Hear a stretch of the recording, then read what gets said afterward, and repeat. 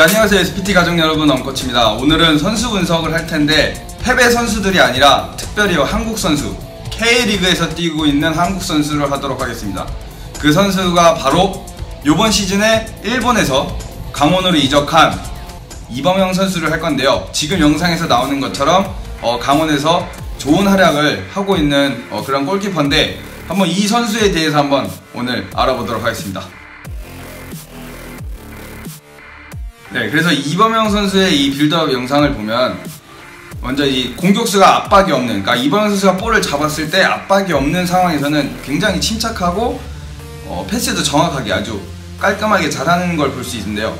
그래서 지금 같은 상황에서도 보면은 지금 공을 잡고 공격수가 압박이 없는 상태다 보니까 킥을 하지 않고 천천히 이제 줄 곳을 찾는 걸 알 수 있는데, 여기서 이제 충분히 킥을 할 수도 있었지만 킥을 하지 않고 앞에 선수가 비어있는 걸 보고 패스를 주는데, 이런 상황에서 보면은 이범영 선수가 확실히 이 빌드업에 대한 개념은 제대로 알고 있다 라고 할 수 있습니다. 공격수가 압박해오는 상황을 보면 되는데요. 지금은 압박이 세게 오는 게 아니라 천천히 오고 있는 상황인데, 이 상황에서 지금 보면 여기 왼쪽 밑에 하단 쪽을 보시면 이제 선수가 한 명이 비어있는 걸 볼 수 있는데, 이쪽으로도 줄 수 있고 아니면은 적극적으로 공을 이동 컨트롤 하면서 공격수에서 압박을 벗어나고 나서 패스를 주는 그런 형태로 나올 수 있는데, 이범영 선수는 여기서 킥을 선택하게 되죠.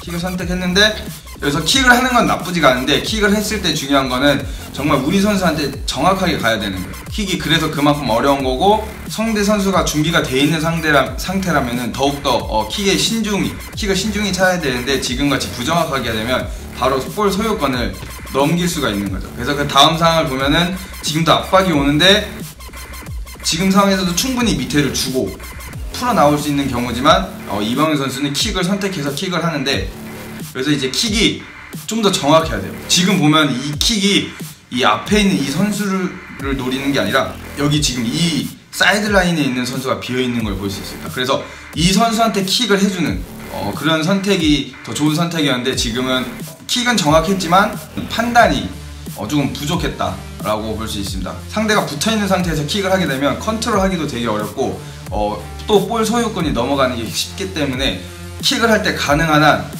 우리 편 정확하게, 그리고 상대 선수가 수비가 마킹을 하지 않는 그런 경우였을 때 킥을 정확하게 하면 더 좋은 방법이 될 수 있는 거죠.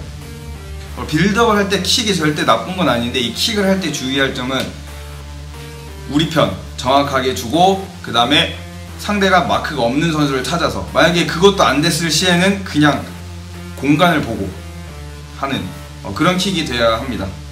근데 이제 이범영 선수한테도 이제 아쉬운 점이 뭐냐면, 이 볼을 받을 때 이 몸의 이 자세인데요. 지금 이 장면에서 보시면 이 밑에 쪽, 이제 왼쪽 22번 선수랑 여기 앞에 있는 센터백이 전혀 마크가 없는 걸 볼 수가 있어요. 이 상황에서 지금 이범영 선수는 이 한쪽만 바라볼 수 있게 볼 컨트롤을 했는데, 제가 전에도 말했었지만 골키퍼가 컨트롤 할 때는 항상 그냥 앞을 정면을 볼 수 있게, 한쪽이 아니라 양쪽 다 사이드를 볼 수 있게 컨트롤 해야 그게 굉장히 좋은 건데, 이범영 선수는 한쪽으로, 지금 보면 한쪽으로만 컨트롤 하기 때문에 이 비어있는 두 명의 선수를 못 보고 킥으로 가져가게 되는 그런 상황입니다. 근데 킥으로 갔는데 그 킥도 정확하긴 갔지만 상대 선수가 미리 준비하고 있었기 때문에 바로 또 볼 소유가 넘어가게 되는 경우죠. 지금 이 5번 선수를 보시면 자기가 상대 선수가 없다는 걸 알고 이제 볼을 달라고 하는데, 지금 또 이제 이범영 선수가 또 한쪽만 보는, 반대만 봐서 이 반대쪽을 못 보니까 이 선수한테 줄 수가 없는 거예요. 아까도 봤듯이 이범영 선수는 킥이 나쁘지 않은 편이기 때문에 이걸 볼 수만 있어도 충분히 줄 수 있고, 그걸 준다고 해서 뺏기지 않는 걸 이제 확신을 할 수 있는데, 여기서는 이제 또 컨트롤이 반대쪽만 보는 상황이 되는 거죠. 그래서 이렇게 좀 아쉬운 면이, 이 컨트롤 할 때 한쪽만 보는 게 아니라 양쪽 다 볼 수 있게 시야가 좀 더 넓어지면은 이범영 선수의 빌드업이 좀 더 발전할 수 있지 않을까 합니다. 이범영 선수가 이제 단순히 압박이 왔을 때도 킥만 하는 게 아니고, 이렇게 지금처럼 제가 원하는 그림이죠. 지금처럼 몸을 열면서 잡으면 압박이 오더라도 충분히 살려나갈 수 있는 그런 경우가 되기 때문에, 이범영 선수가 지금도 이제 몸을 돌려서 잡으니까 반대로 연결하는, 그래서 빌드업을 할 때 골키퍼는 이제 한쪽으로만 가면은 이미 거기에 많은 선수들이 밀집이 돼 있기 때문에 반대로 전환을 해줘야 되는데, 이 전환을 하려면 처음에 컨트롤이 반대처럼, 지금 이범영 선수처럼 반대로 컨트롤 하기 쭉 벌려주면서, 잘못된 경우는 지금처럼 컨트롤을 한쪽만 바라보는 그런 경우가 되면은 좀 잘못됐다라고 해서, 이 컨트롤 하는 것만 조금만 더 이제 바꿔도 충분히 이제 빌드업을 좀 더 잘할 수 있고, 시야도 좀 더 넓어진다면 굉장히 좋은, 그런 발밑이 굉장히 좋은 골키퍼가 될 수 있습니다. 역습킥을 할 때 지금 보면은 발리인데 하프 발리로 차는 걸 볼 수가 있습니다.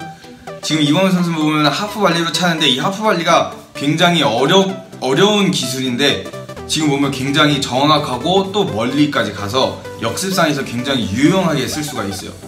그래서 이 장면에서도 보면 또 하프 발리로 차는데 볼이 굉장히 빠르게 가죠. 그래서 사이드 발리로 차면은 볼이 가다가 이제 공이 멈추면서 우리 편이 잡기 편하게 한다면은, 이 하프 발리는 사이드 발리보다도 더 낮게 가지만 굉장히 빠른 속도로 가요. 그래서 역습 상황 때 많이 쓸 수 있는 건데, 굉장히 날카롭게 공이 가기 때문에 굉장히 위협적인 그런 역습 상황이 될 수가 있는 거죠.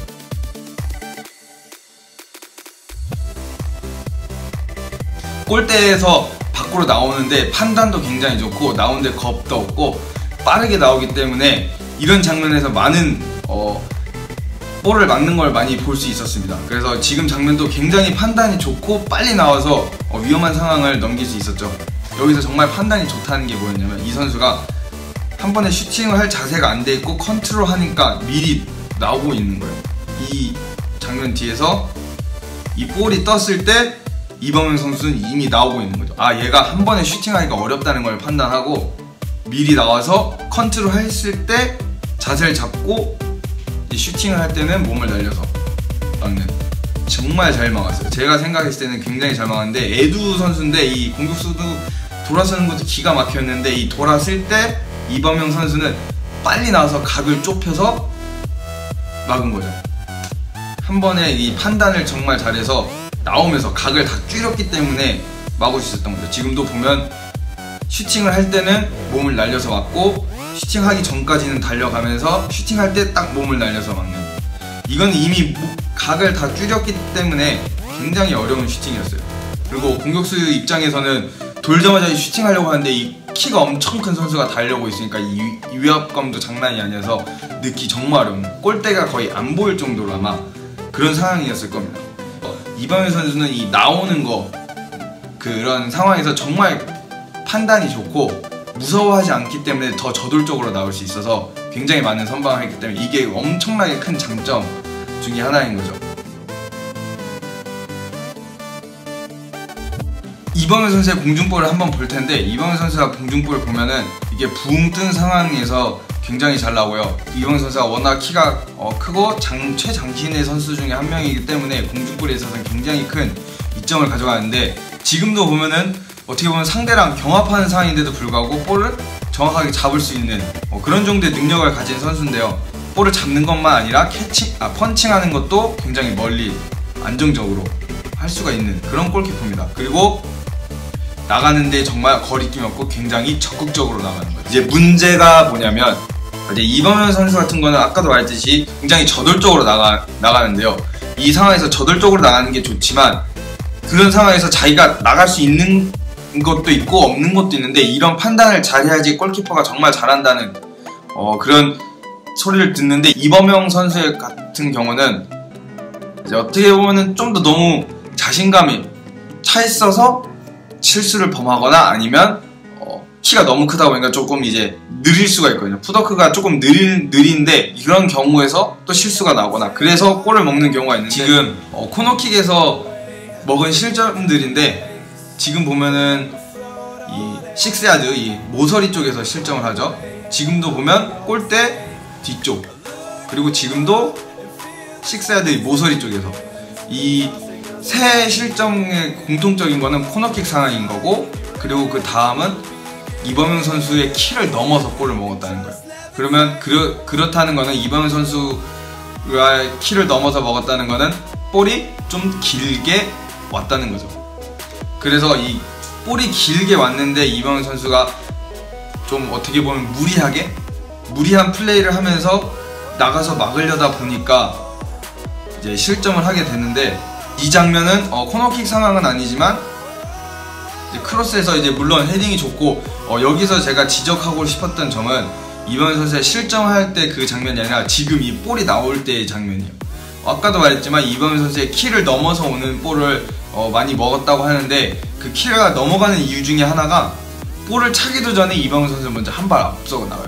그리고 이 볼이 뒤로 넘어간다 그러면은 반응이 당연히 늦어지기 때문에 앞선 장면들은 실점을 할 수 있는데, 앞으로 나갔다가 뒤로 물러서 다시 자세를 잡는 그런 경우를 볼 수 있고, 그 다음 장면에서도 킥을 하기도 전에 지금 보면 한 발 또 앞에 나갔다가 볼 뜬 걸 보고 뒤로 물르는. 그래서 이거를 종합적으로 보면 지금도 무기중심이 무조건 나가야겠다는 생각을 해서 거기까지는 좋은데, 먼저 반응을 해서 한 발 두 발 나갔다가 이거 내 볼 아니야 그리고 뒤로 물르는. 그래서 이런 장면에서 어떻게 보면 이범현 선수의 판단이 조금 안 좋다는 걸 알 수 있고요. 이게 볼이 딱 뜨자마자 낙하지점을 찾아서 하는 게 아니라, 이범현 선수는 볼 차기도 전에 내가 키도 크고 공중볼에 자신이 있어 하니까 무조건 나가서 잡을 거라는 마음이 크다 보니까 이렇게 한두 발 계속 나가서 판단 미스가 조금씩 나는데, 이런 게 나중에 가서는 이렇게 실점으로까지 이어질 수 있는 경우가 되는 거죠. 이범현 선수가 이 코너킥을 할 때 무조건 나가야 된다는 생각이 아니라, 볼을 좀 보고, 물론 이제 보고 나가면 늦기 때문에 막을 수 있는 것도 못 막을 수도 있겠지만, 그 상황에서는 판단을 정말 잘해야 되는 거예요. 내가 나가려는 판단을 했으면 진짜 나가서 끝까지 해야 되고, 아니라고 판단했으면 빨리 들어와서 골대부터 막는 그런 판단이 이범현 선수한테는 굉장히 필요하다고 이번 분석 영상을 만들면서 느껴졌습니다.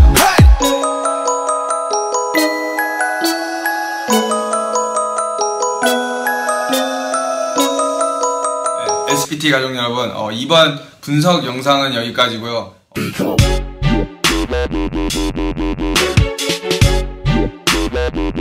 네, 좋아요랑 구독 꼭 잊지 마시고요. 주엔 라이프 프로스.